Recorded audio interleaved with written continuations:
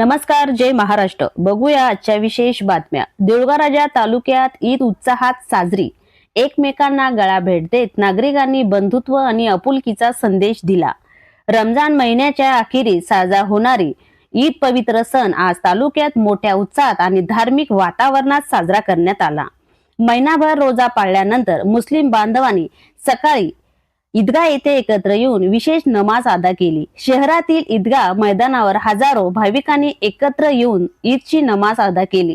तालुक्यात व शहरभर ईद मुबारकच्या शुभेच्छा उत्साहात ओसरून वाहताना दिसल्या. एकमेकांना गळा भेट देत नागरिकांनी बंधुत्व आणि आपुलकीचा संदेश दिला.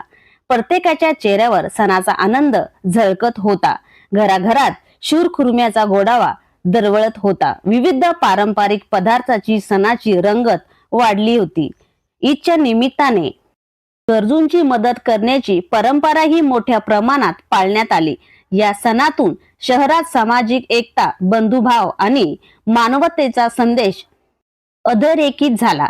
दरम्यान एकूण ईदचा सण केवळ धार्मिक विधीमध्ये मर्यादित न राहता समाजात एकोपा आणि सौहार्द वाढवणारा ठरला. नमाज नंतर देशात शांतता, प्रगती आणि सौहार्द नांदावे यासाठी प्रार्थना करण्यात आली. नगरपालिका, महसूल विभाग व पोलीस प्रशासनाच्या वतीने मुस्लिम बांधवांना शुभेच्छा देण्यात आल्या. पोलीस प्रशासनाचा चोख बंदोबस्त ठेवण्यात आला.